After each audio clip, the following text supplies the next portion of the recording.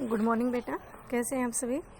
देखो, पिछले वीडियो में हमने इसके बाद में नगरों के बारे में पढ़ा था, मानव बस्तियों के बारे में।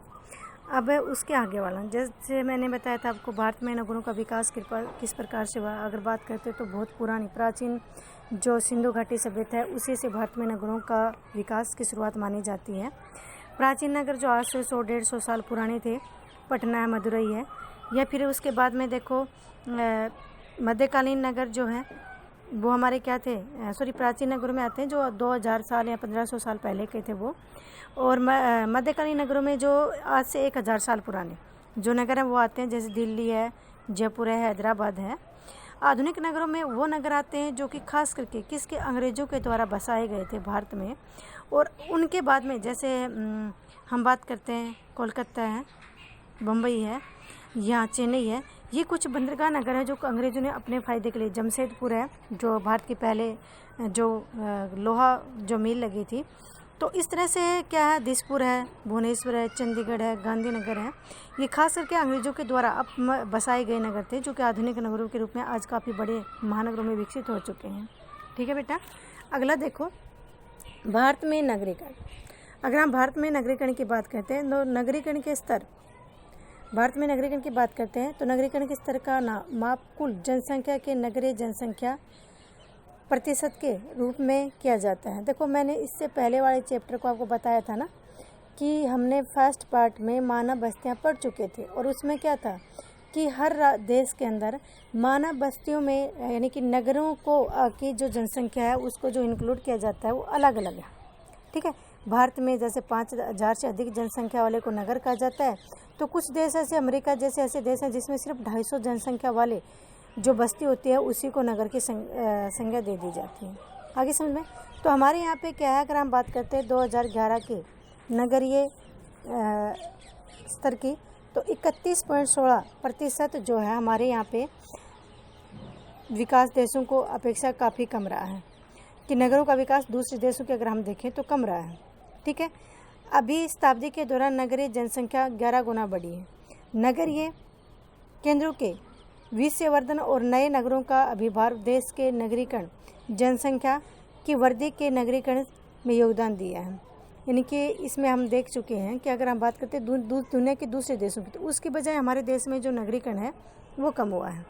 ठीक है, हम देखो जनसंख्या आकार के आधार पर नगरों का वर्गीकरण। अगर हम देखते हैं कि किस आधार पर भारत में नगरों का वर्गीकरण किया जाता है, भारत में नगरों का जो वर्गीकरण किया जाता है वो किया जाता है बेटा जनसंख्या के आधार पर। आगे समझ में। तो जनसंख्या के आधार पर भारत में जो नगरों का वर्गीकरण किया गया है क्या है, भारत में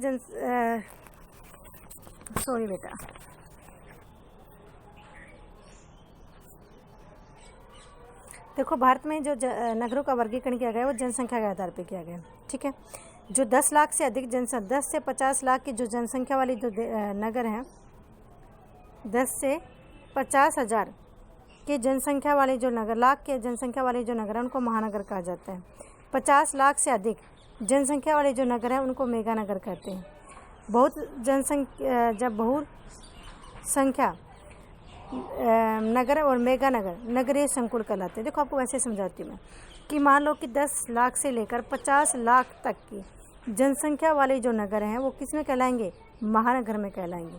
ठीक है, जैसे जयपुर है, इसी महानगरों की श्रेणी में आ चुका है। चंडीगढ़ है, महानगरों में आते हैं। ठीक है, 50 लाख की जनसंख्या को क्रॉस करने वाले जो नगर है उनको मेगा सिटी कहा जाता है। मेगा सिटी में कौन आता है, मेगा सिटी में दिल्ली है, बम्बई है, चेन्नई है और कोलकाता है। ये मेगा सिटी है, भारत की 4 मेगा सिटी है। ठीक है, नगर संकुलन किसे कहा जाता है, इसमें नगर संकुलन उसको कहा जाता है बेटा जिसमें एक के साथ, यानी कि नगरों को, जैसे दिल्ली है, दिल्ली भी नगर संकुलन में आती है, क्योंकि दिल्ली के बाद में गुड़गांव और गुड़गांव के बाद में दिल्ली, नोएडा, ये सब चीज़ें एकदम से सारे शहर के एक दूसरे से जुड़े हुए हैं। ठीक है, हमें पता तक नहीं चलता कि कब हमने गुड़गांव की बाउंड्री पार करके दिल्ली में एंट्री कर ली, कब दिल्ली को छोड़कर हम नोएडा में आ गए और कब दिल्ली को छोड़कर हम पानीपत में चले गए। ठीक है, तो इस तरह से क्या है, ये दिल्ली सोनीपत में चलेगी सॉरी। तो इस तरह से जो दिल्ली का है, दिल्ली है या बम्बई है, बम्बई के आसपास के जो छोटे नगर हैं वो बम्बई में पूरी तरह से मिल चुके हैं। इसी तरह से कोलकाता का हाल है, ये चेन्नई का है। तो इन्हीं को क्या कहते हैं, नगर संकुलन कहा जाता है। आगे समझ में आपको, एक नगर व उनका संकलन नगरीय बहिर्वर्धन कहलाता है। बहिर्वर्धन क्या होता है? आउट ग्रोथ, यानी कि क्या दिखाते हैं? अपनी ग्रोथ को आउट दिखाते हैं, बहुत ज़्यादा इनकी ग्रोथ बहुत ज़्यादा बढ़ जाती है और ये आसपास के इलाकों में दूर तक फैल जाते हैं। अगर हम चाहें तो इसके अंदर ही हम बिना किसी व्हीकल के एक कोने से दूसरे कोने में नहीं जा सकते। कई किलोमीटर या कहीं 100 किलोमीटर की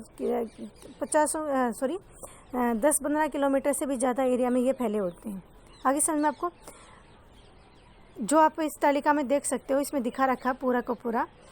भारत लगभग 60% नगरीय जनसंख्या प्रथम वर्ग के नगरों में रहती है। इन 468 से 53 नगर नगरीय संकुलन महानगर में, जो आपको चित्र में दिखा रखा है कि किस प्रकार से आप देख सकते हो कि इसमें नगरों के बारे में दे रखा है कि कितनी जनसंख्या हमारे नगरों में रहती है, कितनी गाँव में रहती है, कितनी महानगरों में रहती है। ये ठीक है। अब देखो इसमें अगला है नगरों का प्रकार्यात्मक वर्गीकरण, यानी कि नगरों का जो वर्गीकरण किया गया है वो किस आधार पर किया है? कार्य के आधार पर, कि जिस नगर को जो कार्य अधिक होता है उसी के आधार पर उस नगर का वर्गीकरण किया जाता है। पहला देखो प्रशासन और नगर।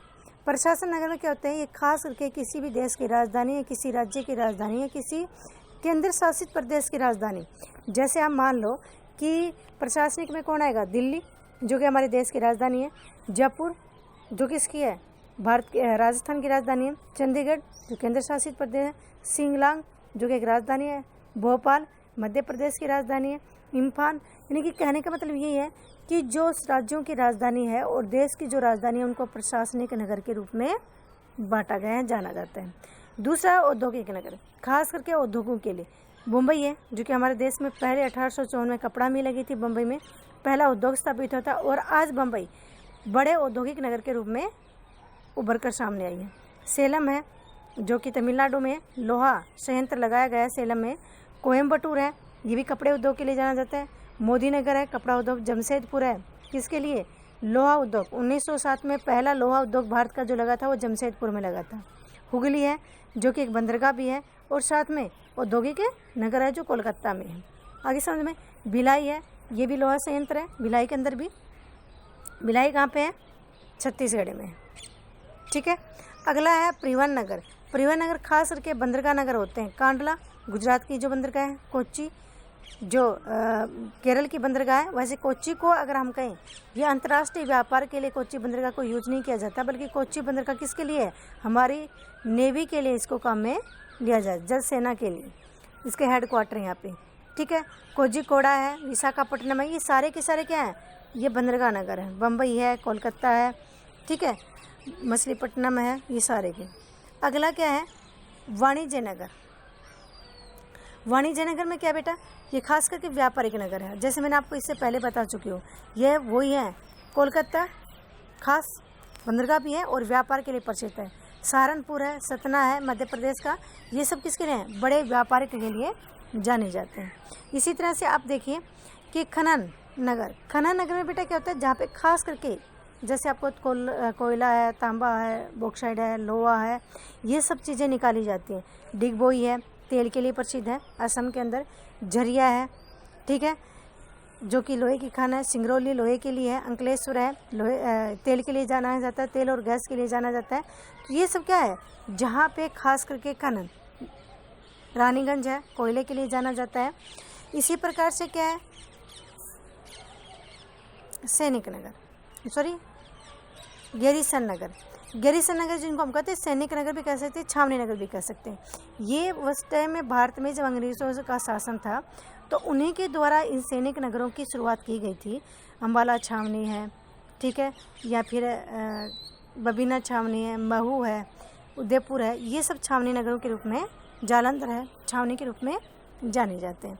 अगला है धार्मिक नगरों में देखो बेटा क्या होता है, जो खास करके भारत में हिंदू धर्म है, इसके साथ में मुस्लिम और दूसरे धर्मों को भी बराबर के अधिकार दिए गए हैं, समानता दी गई है। तो हमारे यहाँ पे मथुरा, वाराणसी है, मदुरई है, अमृतसर है, तिरुपति है, कुरुक्षेत्र है, पुष्कर है, ये सारे के सारे किसके लिए? धार्मिक क्षेत्र के रूप में जाने जाते हैं। इसके बाद में देखो अब क्या है कि हमारा क्या है? शैक्षिक नगर। शिक्षा के लिए खास करके वाराणसी शिक्षा के लिए जाना जाता है और बहुत पुराना हमारा शिक्षा का केंद्र भी है वाराणसी। रुड़की है, या पिलानी है। आपका देखो राजस्थान का पिलानी, अगर माने राजस्थान की पहले जो बीटेक कॉलेज, इंजीनियरिंग कॉलेज जो खुली थी राजस्थान की खास और भारत की कुछ चुनिंदा जो बीटेक कॉलेज, इंजीनियरिंग कॉलेज खुली थी, वो पिलानी उनमें से एक है। ठीक है, और आज भी अगर हम वर्ल्ड की बीटेक इंजीनियरिंग कॉलेजों में अगर बात करते हैं तो पिलानी का नाम जरूर आता है। अलीगढ़ है, इलाहाबाद है। ठीक, उसके बाद में कुछ पर्यटक नगर है जिसमें हम घूमने फिरने के लिए, मौज मस्ती के लिए लोग जाते हैं। नैनीताल है, मसूरी, खास करके कौन से आएंगे, हिल स्टेशन है। आगे समझ में आपको, शिमला, पंचमढ़ी है, जोधपुर, राजस्थान का जैसलमेर, जोधपुर, यहाँ का जो रेगिस्तानी इलाका है ये भी घूमने के लिए काफ़ी प्रसिद्ध है। तो ये सब क्या है, ये है किसके, माउंट आबू है, ये मुख्य पर्यटक स्थल है। ठीक है, तो जो कि धीरे धीरे एक अच्छे विकसित हो चुके हैं। तो इस प्रकार से नगरों को उनके काम के आधार पर उनका वर्गीकरण किया गया है। ये आपका चैप्टर पूरा हो गया है। मुझे लगता है कि आपके इसमें बुक में सबसे इजी चैप्टर यही था। तो बेटा आप इसको अच्छे से पढ़ें, शॉर्ट क्वेश्चन करें, कोई प्रॉब्लम है तो पूछ लें। Okay bye.